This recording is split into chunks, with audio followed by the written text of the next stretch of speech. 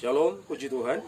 Di dalam 2 Timotius pasal 3 ayat 1 sampai 9, Alkitab menjelaskan di sana tentang tipe ciri-ciri dari manusia akhir zaman yang kesemua kriteria itu sangat kontroversi, bertolak belakang dengan kebenaran Tuhan.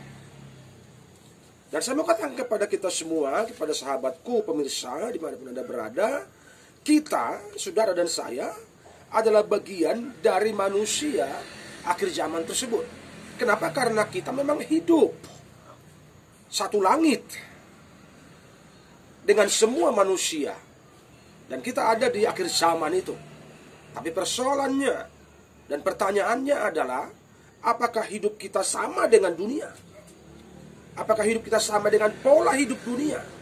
Apakah hidup kita berbaur ikut arus dunia? Atau kita tetap hidup di lingkungan yang kurang baik, tapi kita menjaga sikap hidup yang benar, yang takut Tuhan, yang solid dengan kebenaran. Dan tema khotbah saya buat kita semua hari ini, maju atau tertinggal. Saya baca firman Tuhan buat kita semua. 2 Timotius pasalnya yang ketiga ayat 1 sampai 9. Ketahuilah bahwa pada hari-hari terakhir akan datang masa yang sukar. Manusia akan mencintai dirinya sendiri dan menjadi hamba uang. Mereka akan membual dan menyombongkan diri. Mereka akan menjadi pemfitnah. Mereka akan berontak terhadap orang tua dan tidak tahu berterima kasih, tidak mempedulikan agama, tidak tahu mengasihi, tidak mau berdamai, suka menjelekkan orang, tidak dapat mengekang diri, garang, tidak suka yang baik, suka berkhianat, tidak berpikir panjang, berlagak tahu, lebih menuruti hawa nafsu daripada menuruti Allah. Secara lahiriah mereka menjalankan ibadah mereka, tetapi pada hakikatnya mereka memungkiri kekuatannya. Jauhilah mereka itu, sebab di antara mereka terdapat orang-orang yang menyelundup ke rumah orang lain dan menjerat perempuan-perempuan lemah yang syarat dengan dosa dan dikuasai oleh berbagai-bagai nafsu, yang walaupun selalu ingin diajar, namun tidak pernah dapat mengenal kebenaran. Sama seperti Yanes dan Yambres menentang Musa, demikianlah juga mereka menentang kebenaran. Akal mereka bobrok dan iman mereka tidak tahan uji. Tetapi sudah pasti mereka tidak akan lebih maju, karena seperti dalam hal Yanes dan Yambres, kebodohan mereka pun akan nyata bagi semua orang. Itulah tipe manusia akhir zaman yang saya sudah baca buat kita semua. Tipenya rusak, jelek, duniawi sekali. Dikatakan di situ menjadi hamba uang. Itu tipe manusia akhir zaman, salah satunya menjadi hamba uang. Artinya apa hamba uang? Saudaraku, kalau untuk mengejar uang ke ujung dunia pun orang rela. Tapi kalau mengejar Tuhan, 1001 macam alasan. Begitu kan? Apakah saudara seperti itu? Saudara yang tahu. Kalau untuk kejar uang, lembur sampai pagi dikerjain. Kalau untuk cari Tuhan, 2 jam kebaktian ngantuk, 2 jam ibadah bosan, 2 jam ibadah bilang gak ada waktu, kami sibuk dan segala macam. Itu kalau untuk Tuhan. Tapi kalau untuk cari uang, berlomba mati-matian. Itulah tipe manusia akhir zaman. Pertanyaannya, demikiankah saudara? Kalau saudara ada pada tipe itu, dijamin saudara pasti akan tertinggal. Karena saudara sedang terjerumus, sedang terhisap kepada sistem manusia akhir zaman yang tidak lagi mempedulikan agama. Itu salah satu kriterianya, dikatakan tidak mempedulikan agama. Kriteria dari manusia akhir zaman itu sombong, belagu, egois, pengen menang sendiri, tidak hormat sama orang tua, dan tidak mempedulikan agama ini. Itu saya masukkan dalam poin yang pertama, supaya tidak tertinggal. Poin yang pertama,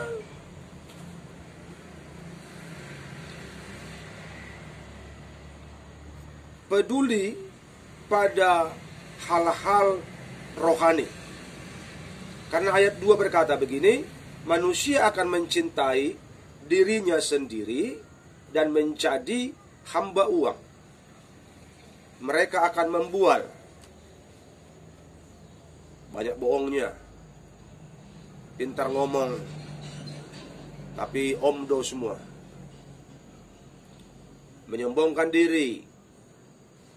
Mereka akan menjadi pemfitnah, suka menyebar gosip, baik di media sosial, di televisi, dan segala macam. Kerjaannya cuma menggosip, provokasi, pemfitnah. Mereka akan berontak terhadap orang tua, tidak tahu berterima kasih, sudah diperhatikan, dibantu, dikasihi, tidak tahu terima kasih, tidak mempedulikan agama. Jadi, siapa itu orang yang tidak mempedulikan agama? Orang Kristen di sana masuk. Karena orang Kristen, orang percaya adalah bagian dari manusia akhir zaman itu. Pertanyaannya yang perlu kita perhatikan baik-baik, seperti itukah kita hari ini? Kalau di tempat kami ini, jujur, walaupun sekarang musim pandemi corona, kehidupan memang semakin susah, karena dikatakan manusia akan mencintai dirinya sendiri karena kehidupan semakin sulit. Tapi tahu saudara, gereja sekarang sepi, tapi kedai tuak rame. Orang udah takut corona, kalau di kedai tuak mereka aman-aman, anteng-anteng. Tapi kalau ke gereja, mereka buat banyak alasan. Kenapa? Karena itulah tipe manusia akhir zaman. Gitu loh. Kalau tempat hiburan rame, tapi gereja sepi. Kenapa? Karena memang manusia sedang diseret kepada sistem akhir zaman ini, supaya manusia terlena dengan dunia, terlena dengan sekularisme, sehingga mereka akan tertinggal. Jadi kita sebagai orang percaya, kita perlu jeli dan peka secara rohani bahwa kita ada di kehidupan akhir zaman ini, tapi kita harus berbeda. Karena Alkitab berkata persahabatan dengan dunia adalah permusuhan dengan Tuhan. Persekongkolan dengan dunia adalah seteru dengan Tuhan. Jadi kita perlu sadar di mana kita berada hari ini, bahwa kita ada di dunia, di kehidupan, di satu komunitas yang dimana banyak orang tidak mempedulikan agama, meskipun notabene mereka umat beragama, tapi pada praktek kehidupannya, aplikasinya, sebenarnya mereka tidak mempedulikan agama. Makanya banyak orang sebenarnya, kalau kita mau jujur tanya, banyak orang sebenarnya senang dengan gereja tutup hari-hari ini. Walaupun mereka bilang, enggak tapi hatinya. Kenapa? Karena lagi enggak ada pandemi pun, sebenarnya mereka sudah malas gereja. Kenapa? Tidak mempedulikan agama kok. Jadi, masa Alkitab yang bilang, tidak usah kita mangkir terhadap firman Tuhan yang bilang bahwa manusia akhir zaman itu tidak mempedulikan agama. Jadi itulah situasi yang dialami manusia di akhir zaman, dan pilihannya ada dua: ikut arus atau kita keluar dari sistem itu. Jadi cuma dua pilihan. Tidak ada minggu Tuhan Senin Sabtu dunia, nggak ada begitu. Pilihannya cuma dunia. Pilihannya cuma dua, kita ikut arus atau kita keluar dari sistem itu dan iring di Kau saja Tuhan. Haleluya. Tapi Pak, situasinya tidak memungkinkan. Apapun yang terjadi, kita tidak bisa membuat alasan. Engkau disuruh memilih dan menentukannya secara benar. Engkau ikut dunia atau engkau ikut Tuhan. Tidak ada lagi dalil banyak masalahku. Tidak ada lagi dalil banyak persoalanku. Tidak ada dalil hidupku sulit, ekonomiku morat-marit, aku sakit kurang sehat. Tidak ada mempan dalil seperti itu di hadapan Tuhan. Hanya dua jawabanmu, engkau ikut dunia atau engkau ikut Tuhan, apapun yang terjadi. Kalau tidak, kita akan terhisap dengan sistem dunia dan kita akan tertinggal. Dan saudara tahu kalau engkau tertinggal, tempatmu di mana, engkau sudah tahu. Jadi perlunya kita mengerti posisi kita sebagai anak terang hari ini. Jadi kalau kita sadar kita anak terang, maka hiduplah dalam kebenaran setiap hari. Hiduplah dalam kebenaran setiap hari. Walaupun engkau hidup di angkatan yang bengkok, luruslah di angkatan yang bengkok itu sebagai bukti engkau anak terang. Haleluya. Jadi anak terang itu tidak kompromi dengan dunia, tidak kompromi dengan dosa. Ku mau ikuti kehendak-Mu Tuhan, dan tak mau lagi kompromi dengan dunia. Ku mau belajar menyenangkan-Mu Tuhan, selagi ku diberi kesempatan. Haleluya. Ku mau ikuti kehendak-Mu Tuhan, dan gak mau lagi kompromi dengan dunia. Ini lagu yang saya ciptakan, sudah ada di YouTube. Saudara tinggal buka link saya, Mazmur Marbun Channel, karena semua sudah ada di sana. Jadi kalau kita anak terang, jangan lagi mau kompromi. Dengan engkau kompromi, artinya engkau memilih untuk tertinggal. Dengan engkau kompromi, sebenarnya engkau memilih jalan untuk tertinggal. Karena engkau tidak siap dan tidak rela untuk maju dalam hidup kebenaran. Haleluya. Yang kedua, ada perjumpaan. Supaya tidak tertinggal, harus ada perjumpaan. Secara lahiriah, ayat 5. Mereka menjalankan ibadah mereka, tetapi pada hakikatnya mereka memungkiri kekuatannya. Jauhilah mereka itu. Siapa itu yang beribadah? Orang percaya. Siapa itu yang beribadah? Orang Kristen. Tapi orang Kristen yang masuk dalam sistem akhir zaman, di mana mereka kebaktian, di mana mereka beribadah, di mana mereka berdoa, tapi sebenarnya mereka telah memungkiri kekuatan dari ibadah itu. Kalau begitu ibadah mereka ibadah apa dong Pak Pendeta? Ibadah tradisi,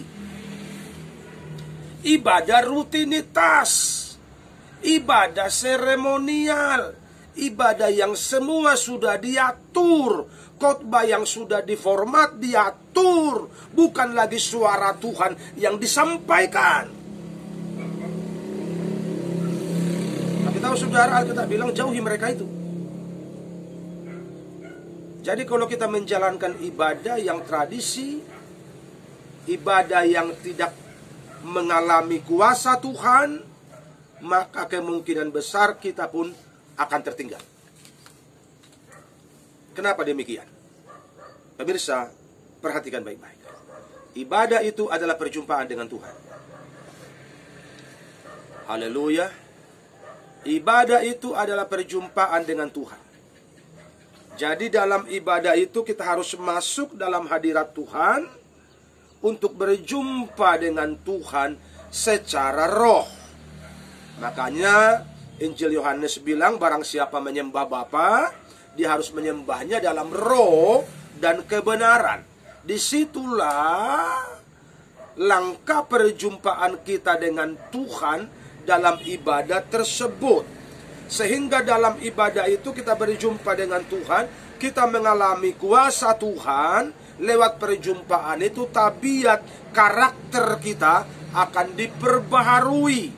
Hidup kita akan semakin dipulihkan dan kita akan semakin cinta Tuhan. Jadi kalau orang yang memungkiri kekuatan dari ibadah itu, maka karakter dan tabiatnya tidak akan mungkin berubah. Makanya salah satu ciri manusia akhir zaman dikatakan akal mereka bobrok. Tapi Pak, mereka melayani, bisa. Dengan akal bobrok bisakah melayani? Bisa. Tapi Pak, mereka worship leader, pendoa syafaat. Bisakah dengan karakter yang bobrok mereka pendoa syafaat? Bisa. Iblis pun bisanya menyamar jadi malaikat terang. Jadi mari kita mengerti dan waspada hari ini bahwa kita perlu perjumpaan dengan Tuhan supaya hidup kita semakin menyukakan Tuhan. Jadi ibadah yang tidak lagi ada kehadiran Tuhan di sana, ibadah tradisi, ibadah seremonial, dan orang yang melakukannya, kata firman Tuhan, mereka akan tertinggal. Jadi, mari kita beribadah dan pastikan Tuhan hadir di situ. Katakan amin. Mari kita beribadah. Kita pastikan Tuhan bertahta di atas pujian dan penyembahan yang kita naikkan kepada Tuhan. Bagaimana caranya? Menyembahlah dengan segenap hati. Menyanyilah dengan segenap hati. Dengarkanlah firman dengan kesungguhan, dengan kehausan. Seperti kita tidak makan 3 hari. Harusnya seperti itulah laparnya kita akan kebenaran. Kalau kita nggak makan 3 hari, ini contoh, kita mencium bau masakan aja, gimana gitu. Namanya sudah lapar banget. Seperti itulah harusnya kita mendengar kebenaran, supaya kita menikmati perjumpaan dengan Tuhan. Tapi manusia akhir zaman tahu saudara ciri-cirinya, mereka merasa kenyang. Mereka merasa tahu firman. Mereka merasa hafal ayat. Mereka merasa mereka ahli teologi. Sehingga ketika kebenaran disampaikan, mereka bilang udah pahamnya aku. Firman disampaikan udah ngertinya aku. Firman disampaikan udah tahu aku lebih dulu. Aku lebih tua, lebih banyak aku makan asam garam. Dan segala macam dalil dibuat. Yang sebenarnya intinya, mereka manusia akhir zaman yang dipersiapkan untuk tertinggal. Jadi ibadah itu ada perjumpaan dengan Tuhan. Kalau tidak ada perjumpaan, kita akan tertinggal. Makanya bagaimana supaya jemaat mengalami perjumpaan dengan Tuhan, semua harus dipersiapkan baik-baik secara rohani. Para pelayan harus siap secara rohani. Khotbah itu harus dipersiapkan secara serius. Pengkhotbahnya cinta Tuhan, takut Tuhan, penuh Roh Kudus. Sehingga bukan hikmat manusia yang dikhotbahkan, tapi hikmat Tuhan, perkataan Tuhan, kebenaran Tuhan yang disampaikan kepada jemaat, sehingga jemaat kenyang dengan khotbah kita. Bukan khotbah yang diatur, bukan khotbah yang dikendalikan, bukan khotbah yang sudah dipersiapkan oleh sistem yang dibuat oleh manusia akhir zaman itu. Tapi khotbah yang disampaikan dalam tuntunan Roh Kudus. Makanya pendetanya, pengkhotbahnya perlu independen. Tidak bisa diintervensi. Jangan dikendalikan. Ini menjadi problem bagi para pendeta yang makan gaji. Maaf, yang terima salary tiap bulan. Kadang-kadang khotbah mereka terpengaruh dengan sistem. Firman yang disampaikan terbentur dengan sistem, sehingga tidak lagi berani menyampaikan firman Tuhan yang keras, karena takut dipindahkan ke ujung kulon, dipindahkan ke tempat pedalaman. Sehingga mereka berkhotbah untuk menyenangkan telinga, untuk menyenangkan hati, bukan lagi menyampaikan isi hati Tuhan. Padahal khotbah itu, tahu saudara, menyampaikan isi hati Tuhan kepada jemaat, menyampaikan pesan dari sorga untuk mendarat di hati jemaat Tuhan. Itulah khotbah yang benar. Haleluya. Jadi mari kita mengerti hari ini bahwa ibadah yang dipersiapkan itu adalah ibadah yang di dalamnya Tuhan hadir. Dan karena Tuhan hadir di sana, maka engkau akan menikmati kekuatan ibadah itu. Sehingga ibadahmu tidak lagi ibadah yang mati, bukan lagi ibadah yang tradisi, bukan lagi ibadah yang seremonial, tapi betul-betul engkau menikmati Tuhan. Kalau kita nikmati Tuhan dalam setiap ibadah, saya percaya kita akan semakin maju dan tidak akan pernah tertinggal dengan dunia ini. Haleluya. Jadi mari kita sadar hari ini. Kita cek hari ini, selama ini kita beribadah model apa? Selama ini kita ibadah di gereja yang macam apa? Di persekutuan yang macam apa? Betulkah Tuhan bekerja dengan bebas di sana? Atau Roh Kudus sudah nggak bekerja lagi karena diatur oleh sistem, diatur oleh liturgi, diatur oleh peraturan, sehingga Tuhan dikesampingkan, urapan Roh Kudus dikesampingkan, kuasa kerja Roh Kudus dikesampingkan, lebih mengutamakan peraturan manusia dengan alasan sebuah ketertiban. Mari kita sadar hari ini. Kenapa? Karena kita sedang dibelenggu oleh sistem akhir zaman. Kalau kita tidak sadar, kita tidak keluar, maka kita akan semakin terhisap dengan sistem akhir zaman itu. Dan ujung-ujungnya kita menjadikan gereja, kita menjadikan kebaktian hanya sebagai pelengkap. Berapa banyak orang menjadikan kebaktian hanya sekedar pelengkap, bukan lagi kebutuhan utama, tapi hanya pelengkap hidup. Saya kebaktian kan hanya karena saya Kristen. Saya kebaktian supaya nanti kalau saya mati ada yang sakramenin. Saya ke gereja 2 kali setahun, nongol muka, setor muka sama pendeta, supaya pendeta lihat bahwa saya masih hidup. Dan nanti kalau keluarga saya ada masalah, ada yang mau nikah, pendeta respect. Ada yang mati, pendeta mau menguburkan. Sebatas itu banyak orang sekarang bergereja. Pelengkap saja. Tidak lagi menjadikan hubungan dengan Tuhan itu nomor satu.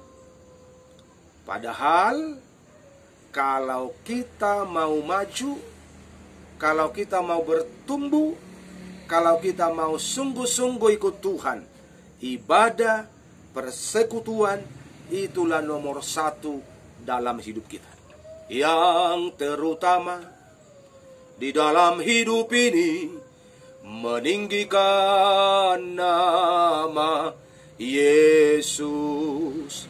Haleluya. Itu harusnya yang dibuat, yang dikerjakan oleh gereja Tuhan, menomorsatukan Tuhan dalam seluruh aspek hidup kita. Kita berjumpa dengan Tuhan dalam seluruh aspek hidup kita setiap hari.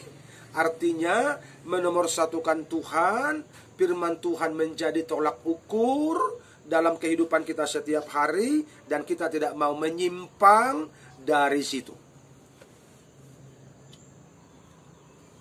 Haleluya. Yang ketiga, tunduk pada kebenaran. Ayat 7 bilang begini, yang walaupun selalu ingin diajar, namun tidak pernah dapat mengenal kebenaran. Saudara bisa bayangkan, tidak pernah dapat mengenal kebenaran. Tapi Kristen tidak mengerti firman, sudah bertahun-tahun, puluhan tahun jadi anggota gereja, tapi tidak mengenal kebenaran. Salahnya di mana? Karena tidak serius ikut Tuhan. Salahnya di mana? Karena nggak beri hidup sungguh-sungguh dengan Tuhan. Jadi biarpun dia ajari tiap minggu, dikhotbahi tiap minggu, tetap tidak mengerti. Karena dia memilih hidup dengan pola hidup akhir zaman. Ayat 8. Sama seperti Yanes dan Yambres menentang Musa, demikian juga mereka menentang kebenaran.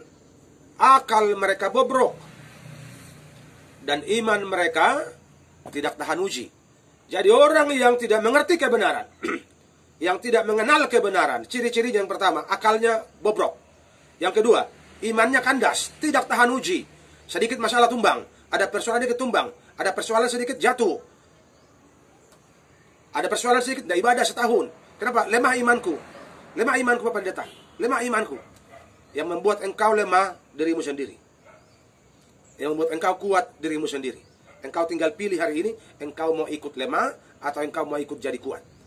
Engkau yang menentukan. Kalau engkau pilih tunduk pada kebenaran. Kalau engkau pilih belajar kebenaran secara serius. Kalau engkau pilih menuruti kebenaran secara serius, engkau pasti maju. Imanmu pasti maju. Tidak akan mungkin kandas. Tapi kalau engkau tidak ngerti, tidak kenal kebenaran, firman Tuhan bilang akal menjadi bobrok. Bisakah akalnya yang bobrok ini melayani, Pak? Bisa. Bisakah yang melayak, bisakah pendua syafaat akalnya bobrok? Bisa. Berapa banyak orang begitu bersandiwara dengan Tuhan? Dia tutupi dengan jubah yang panjang-panjang. Tampil di muka, tapi kesehariannya nggak jelas. Hidupnya nggak bertumbuh. Hidupnya nggak cinta Tuhan. Sehingga menjadi sandungan. Tapi melayani. Hidupnya menjadi sandungan. Tapi sudah khotbah. Tapi tiap minggu pakai dasi, pakai jas. Kenapa? Karena tidak mengenal kebenaran secara serius. Kalau engkau mengenal kebenaran, engkau menjalani hidup yang benar, maka engkau takut bikin dosa. Engkau takut mendukakan hati Tuhan. Kenapa? Karena kita mengasihi Tuhan dengan sepenuh hati. Kita mencintai Tuhan dengan sepenuh hati. Kita mengiring Tuhan dengan tulus, bukan dengan pura-pura. Tapi kalau yang mereka akalnya bobrok ini, mereka iring Tuhan pura-pura ini. Kenapa? Karena kehidupannya nggak rela untuk berubah. Kehidupannya nggak siap untuk berubah. Sehingga akalnya, pikirannya duniawi, jauh dari Tuhan. Imannya jadi kandas, tidak tahan uji. Datang badai, tumbang. Datang gelombang, tumbang. Datang masalah, sedikit tumbang. Datang persoalan, sedikit tumbang. Datang pandemi, tumbang. Kenapa? Karena imannya tidak bertumbuh secara benar. Jadi, sahabatku dan pemirsa sekalian, mari kita mengenal kebenaran dan mengamalkan kebenaran itu setiap hari. Mengamalkan artinya menjalankan, menghidupi kebenaran itu setiap hari. Sehingga dimanapun kita berada, kehidupan kita selalu menyukakan hati Tuhan. Tuhan Yesus memberkati.